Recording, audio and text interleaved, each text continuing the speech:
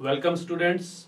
आज हम अपने 11th क्लास की ग्रामर की क्लास शुरू करेंगे। स्टूडेंट्स, आपकी डिमांड के ऊपर आपके बार बार जो कमेंट किए गए हैं उस डिमांड को देखते हुए हम आज इस एपिसोड के अंदर अपने ग्रामर के टॉपिक को शुरू कर रहे हैं। ग्रामर के कुछ टॉपिक्स होने के बाद में हम अपने कोर्स की जो बुक्स हैं उनको भी शुरू करेंगे। और आज का जो ग्रामर का टॉपिक है वह जैसा कि आप बोर्ड पर देख सकते हैं, मॉडल चुना गया है। और आपसे रिक्वेस्ट है स्टूडेंट्स, इस वीडियो को ज्यादा से ज्यादा लाइक कीजिए, शेयर कीजिए और सब्सक्राइब कीजिए ताकि आप ही के समान दूसरे स्टूडेंट्स भी इस वीडियो को देखकर लाभ प्राप्त कर सके। तो आइए स्टूडेंट्स, हम जानते हैं कि मॉडल्स क्या होते हैं। एक्चुअल में मॉडल होता क्या है। जब भी हमें मॉडल शब्द सुनाई देता है या हमसे पूछा जाता है तो हम कुछ मॉडल्स के नाम गिनाने लगते हैं, लेकिन वास्तविकता में मॉडल है क्या, मॉडल शब्द का अर्थ क्या है। आइए हम इस वीडियो के माध्यम से बड़े आसान तरीके से, बड़े ही प्रभावशाली तरीके से समझते हैं कि मॉडल क्या है और अलग अलग मॉडल्स का प्रयोग किस प्रकार से किया जा सकता है। तो हम देखते हैं, जैसा कि आपकी स्क्रीन के ऊपर है, आप देख सकते हैं मॉडल शब्द जो है वह मूड से बना है। मूड का अर्थ है भाव। यह मूड जो शब्द है किसी व्यक्ति के भाव को दर्शाता है। इसका अर्थ है अर्थात वो शब्द जो किसी वाक्य में सब्जेक्ट के मनोभाव को दर्शाता है। जैसा कि हम जानते हैं, अगर हम गुस्सा हैं तो हमारे मनोदशा अलग होगी, अगर हम दुखी हैं तो हमारी मनोदशा अलग होगी। उसी प्रकार से अलग अलग मनोदशा को, अलग अलग मूड को दर्शाने के लिए जो शब्द प्रयोग किए जाते हैं उन्हें मॉडल कहते हैं। किसी भी वाक्य में मॉडल जो है वह हेल्पिंग वर्ब की तरह कार्य करते हैं। जैसे कि हम अलग अलग टेंस पढ़ते समय अलग अलग हेल्पिंग वर्ब का प्रयोग करते हैं, उसी प्रकार से किसी सेंटेंस में, किसी वाक्य में हम किसी सब्जेक्ट के मनोभावों को दर्शाने के लिए अलग अलग मॉडल्स का प्रयोग हेल्पिंग वर्ब की तरह करेंगे। स्टूडेंट्स, ये जो मॉडल होते हैं इनके ऊपर किसी भी तरह के सब्जेक्ट के सिंगुलर या प्लूरल होने का कोई प्रभाव नहीं पड़ता है। चाहे हमारा सब्जेक्ट एक वचन है, चाहे हमारा सब्जेक्ट बहुवचन है, हम समान रूप से ही इन मॉडल्स का प्रयोग करते हैं। सिर्फ उस वाक्य में उस सब्जेक्ट के मनोदशा को दर्शाने के लिए, उस सब्जेक्ट के मूड को दर्शाने के लिए। आई होप आपको बड़े आसान तरीके से यह बात समझ में आ गई होगी कि मॉडल जो है वह मूड को बताता है। तो आइए आगे बढ़ते हैं और देखते हैं कि किस प्रकार से अलग अलग मॉडल्स का प्रयोग किया जाता है। आइए हम देखते हैं। सबसे पहले जो हमारे सामने स्क्रीन के ऊपर है वह है शुड। और हम जानते हैं शुड का जो पहला है वह है करेक्ट एक्शन, यानी कि उचित कार्यों को बताने के लिए, उचित कार्यों को दर्शाने के लिए हम हमेशा शुड का प्रयोग करते हैं। इससे कोई प्रभाव नहीं पड़ता है कि दिया गया वाक्य नेगेटिव है, इंटेरोगेटिव है या प्रश्नवाचक है। देखिए यहां पर हम एक सेंटेंस लिखते हैं, He should work hard। देखिए स्टूडेंट्स, यहां पर मेहनत करना एक उचित कार्य है। मेहनत करना एक उचित कार्य है और इस उचित कार्य को दर्शाने के लिए मैं शुड का प्रयोग करता हूं। अर्थात अब सब्जेक्ट का जो मनोभाव है वह क्या है कि वह उचित कार्य को करना चाहता है और इस उचित कार्य को वह शुड के माध्यम से बताता है। इसी प्रकार से अगला जो है वह है सेंसिबल एक्शन, अर्थात समझदारी पूर्ण जब कोई कार्य किया जाता है तो हमें शुड का प्रयोग करना है। एक एग्जाम्पल के माध्यम से इसे समझते हैं। देखिए यहां पर लिखा गया है, you should wear a mask। You should wear a mask. हम जानते हैं मास्क पहनना आज के समय में एक बहुत ही समझदारीपूर्ण कार्य है, क्योंकि मास्क पहनने से हम बहुत से कीटाणुओं से बच सकते हैं, इन्फेक्शन से बच सकते हैं। तो यहां पर इस समझदारीपूर्ण कार्य को, मनोभाव को दिखाने के लिए हम शुड का प्रयोग करेंगे। आगे बढ़ते हैं और देखते हैं, जब हमारे वाक्य में किसी प्रकार की कोई सलाह दी जाती है तब भी हम शुड का ही प्रयोग करेंगे। एक और एग्जांपल देखें और समझें कि किस प्रकार से एडवाइस देने के लिए हम शुड का प्रयोग करेंगे। देखिए, he is very weak. He is very weak, वह बहुत कमजोर है। He should spend more time with his books। उसे अपने किताबों के साथ में और समय बिताना चाहिए। यहां पर सलाह दी जा रही है क्योंकि जो सब्जेक्ट है वह बहुत वीक है, इसलिए हम क्या करेंगे, उसे सलाह देंगे। सलाह हम शुड के माध्यम से देंगे कि उसे अपने किताबों के साथ में अर्थात पढ़ाई में और ज्यादा ध्यान लगाना चाहिए। इस प्रकार से सलाह के लिए भी हम शुड का प्रयोग करते हैं। आगे बढ़ते हैं, देखते हैं सजेशन। जब हमें किसी तरह का कोई सुझाव देना होता है तब भी हम शुड का ही प्रयोग करेंगे। एक और एग्जांपल देखते हैं और समझते हैं कि किस प्रकार से सुझाव का प्रयोग किया जाता है। देखेंगे, he is very poor. He should spend money sensibly। देखिए लिखा है he is very poor, वो बहुत गरीब है।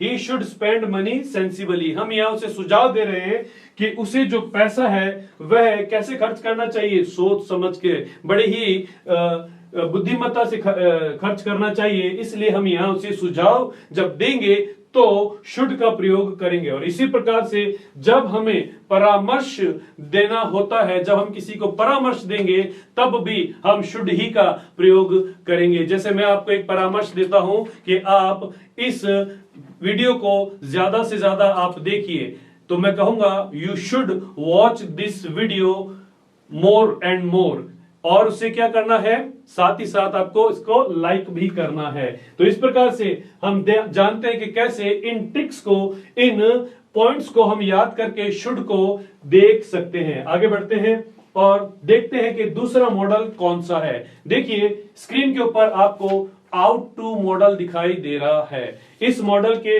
द्वारा भी कुछ पॉइंट्स हम क्लियर कर पाते हैं। जो पहला पॉइंट है वह है हमारा मॉरल ड्यूटी का, यानी कि नैतिक कार्य। ऐसे कार्य जो कि नैतिक स्तर के ऊपर सही हो, उनके लिए हम आउट टू का प्रयोग करेंगे। देखिए यहां हम एक एग्जाम्पल के माध्यम से इसे समझते हैं। लिखा है, you ought to respect your parents। यह हमारा एक नैतिक कार्य है कि हम क्या करें, हमारे पेरेंट्स की रेस्पेक्ट करें, और इसको दर्शाने के लिए हम आउट टू का प्रयोग करेंगे। अगला देखिए, अगला है मॉरल ऑब्लिगेशन, यानी कि नैतिक बाध्यता। ऐसा कार्य है जो चाहे हम इच्छा से करें या अनिच्छा से, नैतिक यानी कि सामाजिक दबाव की वजह से जब हमें करना होता है तो उसके लिए हम नैतिक बाध्यता का प्रयोग करेंगे। और इसके लिए आउट टू जो मॉडल है वो बिल्कुल उपयुक्त है। देखिए कैसे हम इसको समझते हैं। लिखा है, Ram is the only son of Mr. Gupta। Ram mister Gupta का एकमात्र बेटा है। He out to take care him, उसे उनकी देखभाल करनी चाहिए। यहां पर इकलौता बेटा होने की बाध्यता है कि वह मिस्टर गुप्ता की देखभाल करेगा, और इसके लिए हम आउट टू का प्रयोग करते हैं। और आगे बढ़ते हैं, देखते हैं जब हमारे कोई कार्य अंतरात्मा की आवाज के द्वारा किया जाता है, अर्थात कॉन्शियंस के द्वारा किया जाता है, तब भी हम आउट टू का प्रयोग करते हैं। जैसे यहां पर आप देखिए, मैं बड़े आसान तरीके से इस एग्जांपल के माध्यम से आपके लिए इसे क्लियर करता हूं। यहां लिखा है we ought to help the poor, हमें गरीबों की मदद करनी चाहिए। ये हमारी अंतरात्मा की आवाज है, यानी हम अपने कॉन्शियंस के द्वारा जानते हैं कि जो जरूरतमंद है, जो गरीब है, उन्हीं की सहायता की जानी चाहिए, और उसके लिए हम आउट टू जो मॉडल है उसका प्रयोग करेंगे, उसके द्वारा इस मनोभाव को दर्शाएंगे। आगे देखते हैं, और लिखा है गुड सेंस, यानी कि सुबुद्धि। ऐसे कार्य है जिनके पीछे एक अच्छा सेंस हो, अच्छा सुबुद्धि हो, एक अच्छा उद्देश्य हो, उसके लिए भी हम आउट टू का ही प्रयोग करेंगे। देखिए लिखा है यू आउट टू सपोर्ट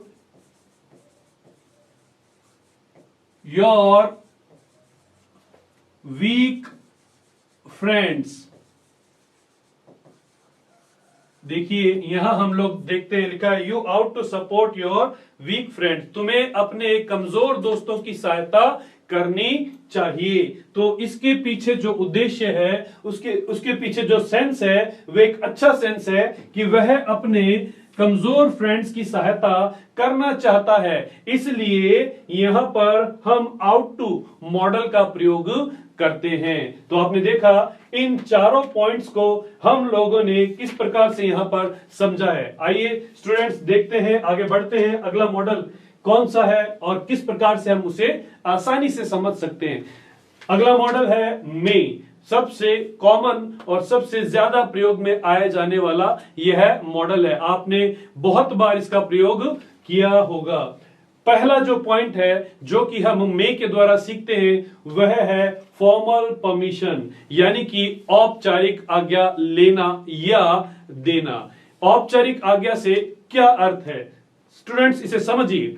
हम लोग देखते हैं कि फॉर्मल परमिशन ऐसी आज्ञा है जो हमसे जो बड़े व्यक्ति हैं, यानी कि पद में जो हमसे बड़े हैं, उनसे परमिशन लेते हैं, या फिर ऐसे व्यक्ति जो कि पद में हमसे बड़े हैं और वो हमें परमिशन दे रहे हैं, इस प्रकार की आज्ञा को हम फॉर्मल परमिशन कहेंगे, हिंदी में औपचारिक आज्ञा कहेंगे। जैसे कि हम कितनी ही बार जब क्लासरूम में एंटर करते हैं तो हम कहते हैं मे आई कम इन सर। तो हम यहां पर सर यानी कि जो हमारे अध्यापक हैं, जो हमसे पद में बड़े हैं, उनसे परमिशन ले रहे हैं, और वो परमिशन कैसी है, फॉर्मल परमिशन है। इसलिए हम मे का प्रयोग करते हैं, और उसके प्रति उत्तर में, उसके जवाब में टीचर कहता है यस यू मे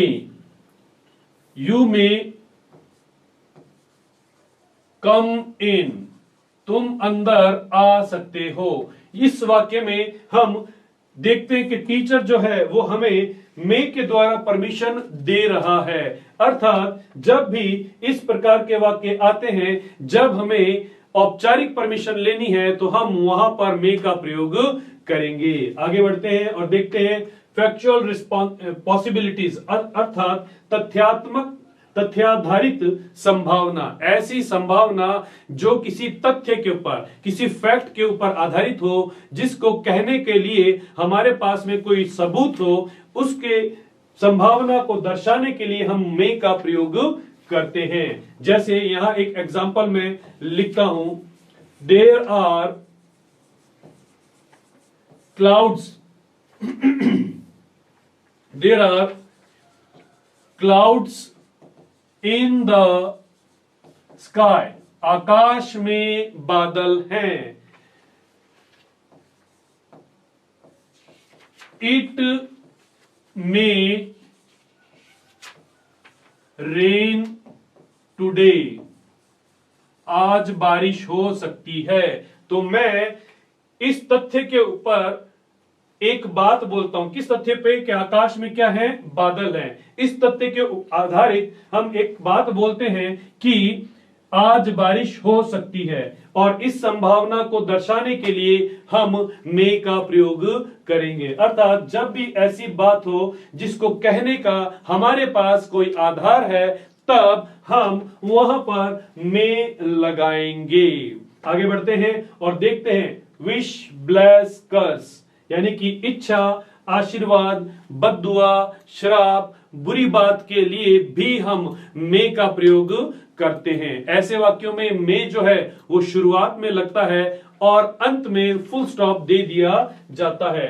जैसे कि हम एक वाक्य यहां लिखते हैं, मे गॉड ब्लेस यू, ईश्वर तुम्हें आशीर्वाद दे। यहां पर हम जानते हैं कि ब्लेसिंग देने के लिए मे का प्रयोग किया जा रहा है। इन वाक्यों को पहचानना बड़ा ही आसान है। यदि दिए गए वाक्य में शुरुआत में ही खाली स्थान यानी ब्लैंक दे दिया जाए और अंत में फुल स्टॉप दे दिया जाए, तो आप इस बात को जान लीजिए कि वहां पर मे मॉडल ही आएगा, दूसरा कोई मॉडल वहां पर नहीं आ सकता है। एक और वाक्य के द्वारा हम इसे समझेंगे, मे you fail again this year। यहां पर देखिए फिर से शुरुआत में ब्लैंक दिया है जिसमें हमने मे का प्रयोग किया है और कहा गया है you fail again this year. यह क्या है, यह एक प्रकार की बद्दुआ है। यहां पर बद्दुआ देने के लिए अर्थात श्राप देने के लिए, बुरी बात बोलने के लिए भी किसका प्रयोग करा गया है, मे का प्रयोग किया गया है। देखिए स्टूडेंट्स, आगे बढ़ते हैं और समझते हैं कि अगला मॉडल हमें क्या समझाने की कोशिश कर रहा है। आगे देखते हैं और यहां लिखा है माइट।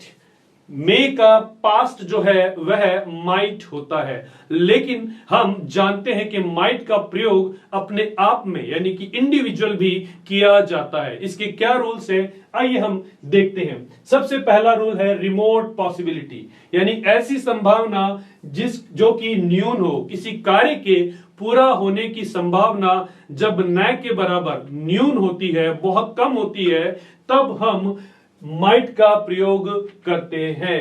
जैसे एक वाक्य यहां पर मैं लिखता हूं और आपको समझाने का प्रयास करता हूं। देखिए,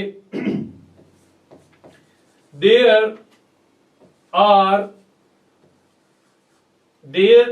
is no clouds in the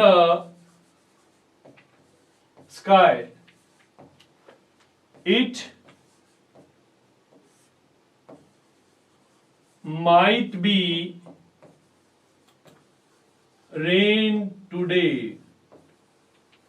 यहां पर देखिए हमारा वाक्य लिखा है there is no clouds in the sky, आकाश में बादल नहीं है। It might be rain today, जब आकाश में बादल ना हो तब बारिश होने की संभावना न्यून हो जाएगी, रिमोट हो जाएगी, बहुत कम हो जाएगी। और इस न्यून संभावना को दर्शाने के लिए हम माइट का प्रयोग करते हैं। आगे बढ़ते हैं और समझते हैं अगला रूल। अगला रूल कहता है डिफिडेंट रिक्वेस्ट, अर्थात आत्म संशयी प्रार्थना के लिए ऐसी रिक्वेस्ट जिसमें हमें खुद को ही संशय हो, हमें खुद को शक हो कि यह पूरी होगी भी या नहीं, उसे हम आत्म संशयी प्रार्थना अर्थात डिफिडेंट रिक्वेस्ट कहते हैं। जब भी डिफिडेंट रिक्वेस्ट की बात आती है तब हम वाक्य में माइट का प्रयोग करेंगे। जैसे might you open the window. यहां पर मैं माइट लिखता हूं क्योंकि मुझे इस बात की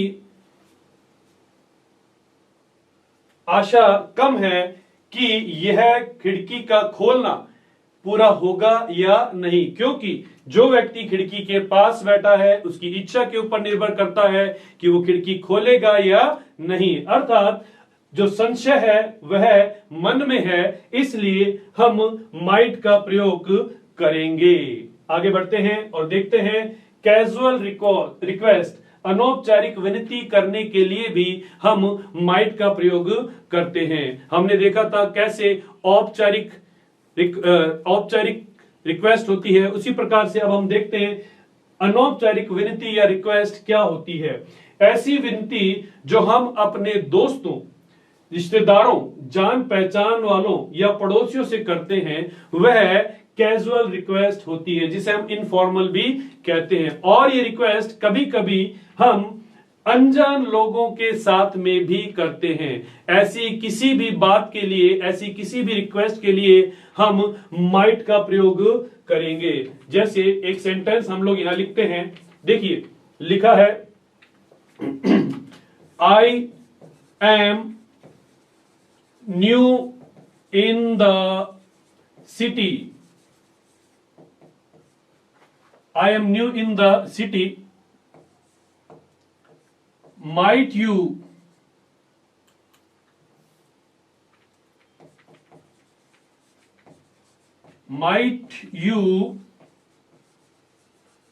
tell me this address?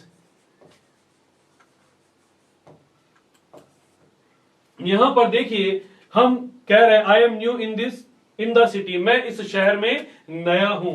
और यहां फिर हम रिक्वेस्ट कर रहे हैं might you tell me this address, क्या आप मुझे यह एड्रेस बता सकते हैं। अब जब हम एड्रेस पूछ रहे हैं तो हम किसी अनजान व्यक्ति से पूछ रहे हैं, और अनजान व्यक्तियों से भी जो रिक्वेस्ट की जाती है वो कैजुअल यानी कि इनफॉर्मल होती है, और वहां पर हम माइट का प्रयोग करेंगे।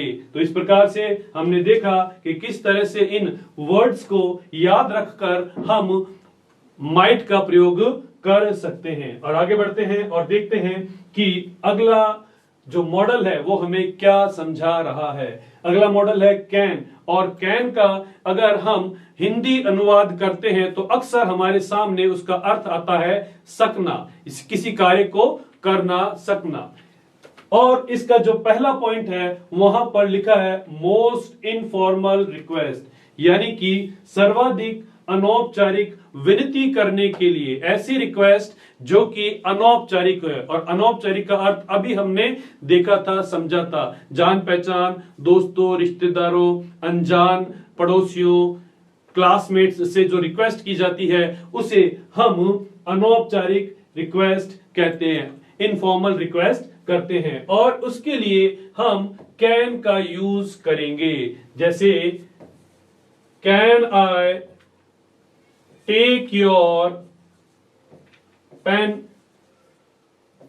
क्या मैं तुम्हारा पेन ले सकता हूं। तो हम जानते हैं भाई हम पेन किसका लेंगे, हम हमारे फ्रेंड का जिसको हम जानते हैं, या अनजान व्यक्ति का, हमारे क्लासमेट का, हमारे दोस्त का हम ले सकते हैं। और ये जो रिक्वेस्ट है यह अनौपचारिक है, यानी कि इनफॉर्मल रिक्वेस्ट है। और इनफॉर्मल जहां पर भी सेंस आएगा, जहां पर भी भाव आएगा, उसके लिए हम कैन का प्रयोग करते हैं। आगे देखें और समझते हैं कि दूसरा पॉइंट जो है किस तरह से क्लियर होगा। इनफॉर्मल परमिशन यानी कि अनौपचारिक आज्ञा के लिए भी हम कैन ही का प्रयोग करेंगे। मे के द्वारा हम फॉर्मल परमिशन जानते हैं, जबकि कैन के द्वारा हम इनफॉर्मल परमिशन को लेते या देते हैं। इससे कोई फर्क नहीं पड़ता कि वह व्यक्ति हमसे आयु में छोटा है या बड़ा है। देखिए समझते हैं, you are my best friend, you can take my bike, तुम मेरे बेस्ट फ्रेंड हो, तुम मेरी बाइक ले सकते हो। यहां पर अपने बेस्ट फ्रेंड को परमिशन दी जा रही है कि वह अपनी बाइक ले सकता है। तो इस प्रकार की परमिशन इनफॉर्मल में आती है, और इनफॉर्मल के अंदर हम जब भी परमिशन लेते या देते हैं तो हम कैन का प्रयोग करेंगे। जैसा कि इस वाक्य में परमिशन दी गई है तो यहां हम कैन लगाएंगे। आगे बढ़ते हैं और देखो क्या लिखा है, थियोरेटिकल जनरल पॉसिबिलिटी, अर्थात वर्तमान व्यवहारिक या सामान्य संभावना के लिए हम कैन का प्रयोग करेंगे। जैसे एक वाक्य हम लिखते हैं और समझते हैं किस प्रकार से यह वाक्य का प्रयोग किया जाएगा। जैसे this is a big house, a big family can live in it. यह एक बड़ा घर है, इसमें एक बड़ा परिवार रह सकता है। जनरल पॉसिबिलिटी है, घर कैसा है, बड़ा है, और जब बड़ा घर होगा तो उसमें एक बड़ा परिवार आराम से रह सकता है। जनरल पॉसिबिलिटी के लिए हम कैन का प्रयोग करते हैं। स्टूडेंट्स, अब यहां पर आप देखिए एक इजी ट्रिक आपको बताई गई है जो आपके लिए बहुत ही आसान होगी कैन को जस्टिफाई करने के लिए, कैन को समझने के लिए। इजी ट्रिक क्या है, ऐसे कार्य जिसमें किसी भी प्रकार की शक्ति का प्रभाव दिखता है, जैसे कि मानसिक शक्ति, शारीरिक शक्ति या आर्थिक शक्ति, वहां प्रेजेंट टेंस में कैन लगाएंगे। जहां पर भी हमें रुपए, पैसे, शरीर की ताकत या दिमाग की ताकत का पता लगे तो वहां कैन का प्रयोग किया करेंगे। देखिए कैसे होगा, ही इज वेरी स्ट्रॉन्ग, वह बहुत मजबूत है। He can lift this heavy box, वह इस भारी बॉक्स को उठा सकता है। हम जानते हैं कि स्ट्रॉन्ग व्यक्ति यानी कि शारीरिक रूप से जब व्यक्ति मजबूत होगा तभी वह भारी बॉक्स को उठा पाएगा। तो हम देखते हैं इस वाक्य के अंदर शारीरिक शक्ति का प्रयोग है, इसलिए कैन लगाएंगे। एक और यहां पर मैं आपके लिए लिखता हूं, you are very intelligent, you can solve this sum।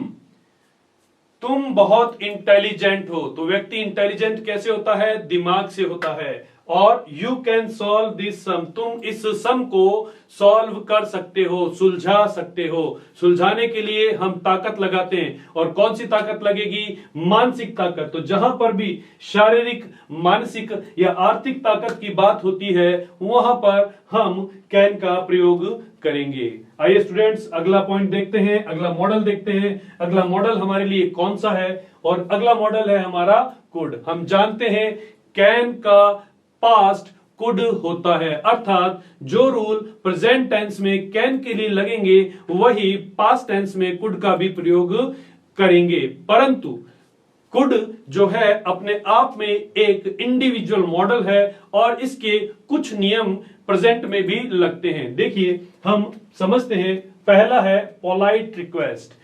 Polite request करने के लिए हम कुड का प्रयोग करेंगे, और ये पोलाइट रिक्वेस्ट जो है उसको हम बड़े ही आसानी से पहचान सकते हैं। इन वाक्यों में प्लीज या काइंडली शब्द जैसे दिए गए होंगे और इनके द्वारा हम समझ सकते हैं कि पोलाइट रिक्वेस्ट की जा रही है। जैसे कि हम यहां पर देखते हैं, please could you drop me there, क्या आप मुझे कृपया वहां पर छोड़ सकते हैं।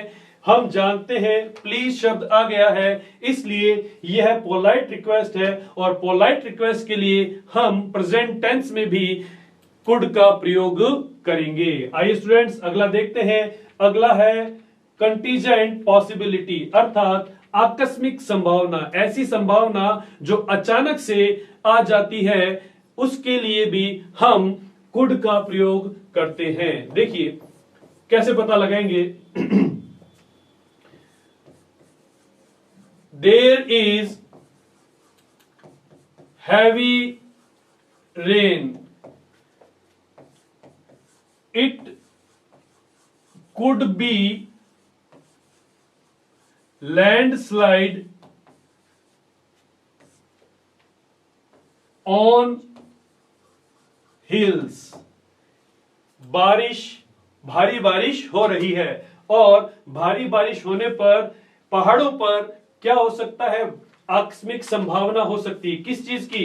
लैंडस्लाइड की आवश्यक संभावना हो सकती है, इसलिए हम यहां पर कुड का प्रयोग करेंगे। आगे बढ़ते हैं और देखते हैं ओकेजनल पॉसिबिलिटी, ऐसी संभावना जो कभी कभार आती है, ऐसी संभावना जिसका होना बहुत मुश्किल से सालों में कभी कभार हो, तब वहां पर हम प्रेजेंट टेंस में भी कुड का प्रयोग करेंगे। देखिए एक वाक्य मैं यहां पर आपके सामने लिखता हूं, आपको बताता हूं।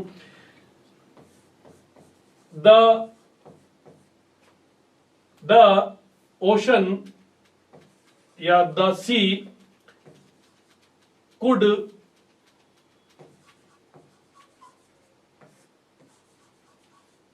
Turn wild some time.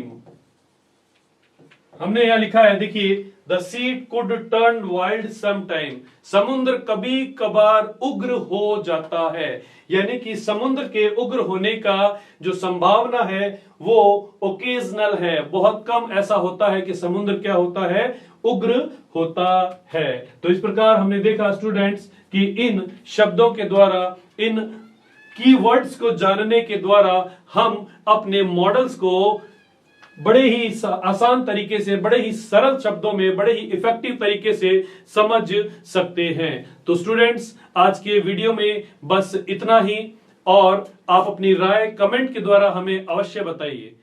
Thank you very much.